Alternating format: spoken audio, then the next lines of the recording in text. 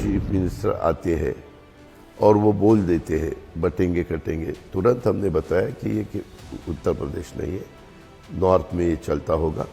हमारे महाराष्ट्र में शिवशाहू फुले अम्बेडकर की विचारधाराओं से महाराष्ट्र चलता है। ये लोग या तो जनता का सेंटिमेंट नहीं समझ पाए या फिर इस बात का वो मतलब नहीं समझ पाए, या बोलते हुए वो शायद कुछ और कहना चाहते हैं और उसका अर्थ अलग गया। इन तीनों में से कोई हो सकता है। बटेंगे तो कटेंगे, इसका अर्थ समाज को एकत्रित रखना है और मुझे लगता है इसमें कोई गलत बात नहीं। देवेंद्र फडणवीस का ये बयान उनकी हिंदुत्ववादी छवि पर मोहर लगाने का काम कर रहा था और फडणवीस के बदले हुए रूप ने महाराष्ट्र में क्या कमाल दिखाया, ये शनिवार को नतीजों की टैली बता रही थी।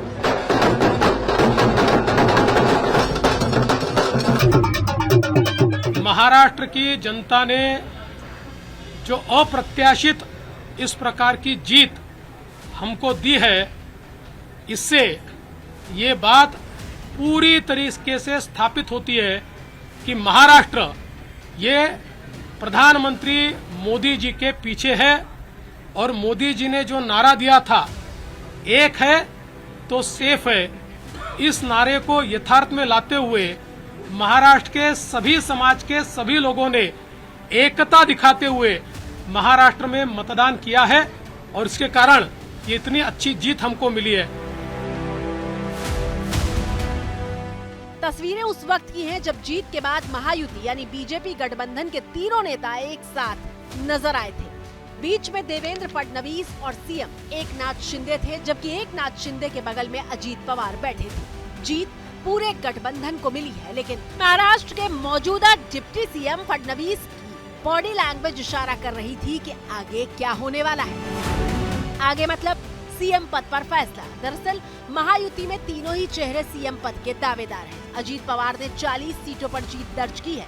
पत्नी क्या कह रही हैं, सुनिए। जनता जो चाहती है वो मैं भी चाहती हूँ। सो कौन नहीं चाहता अपने लोगों को बड़े पद पे देखने के लिए। हम सब मिलके अपने गवर्नमेंट राज्य सरकार के हिसाब से, स्टेट के हिसाब से डिसीजन ले लेंगे। जबकि एकनाथ शिंदे जब जीत के बाद बयान देने सामने आए तो कह दिया कि कभी तय नहीं हुआ था कि जिसको ज्यादा सीटें मिलेंगी सीएम उसी पार्टी का होगा। शिंदे ज्यादा सीट मतलब मुख्यमंत्री पद है क्या? ऐसा मैंने कहा नहीं, मैं कह रहा हूँ, मैं यही कहूँगा कि अभी यहाँ पर पूरे आंकड़े आने दो, उसके बाद हम तीनों पार्टी बैठेगी, वरिष्ठों से चर्चा होगी, उसके बाद जो भी होगा समन्वय से होगा।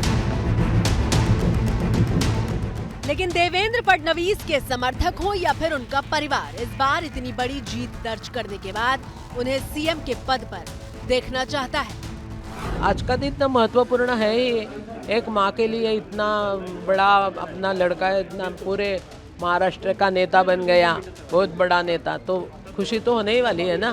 किस तरीके की मेहनत देवेंद्र जी ने की थी? अरे वाह, मैंने बताया ना 24/7 उसकी मेहनत चल रही थी। उसमें इसमें तो कोई ये ही नहीं है, मुख्यमंत्री तो बनेंगे 100%।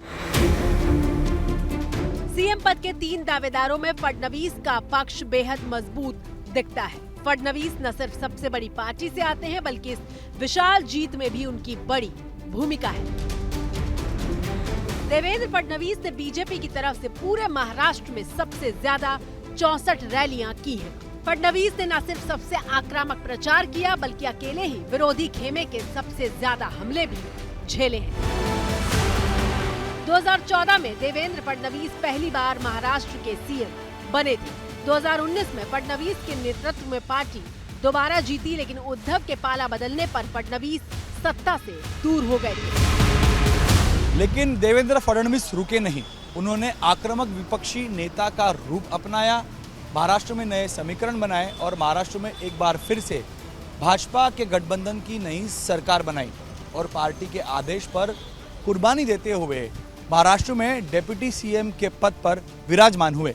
सवाल जहर का नहीं था, सवाल जहर का नहीं था, वो तो मैं पी गया।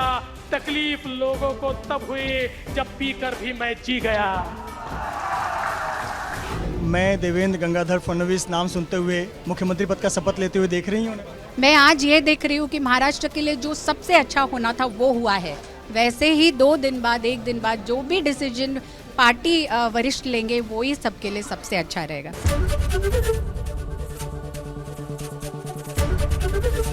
एबीपी गंगा, खबर आपकी, जुबान आपकी।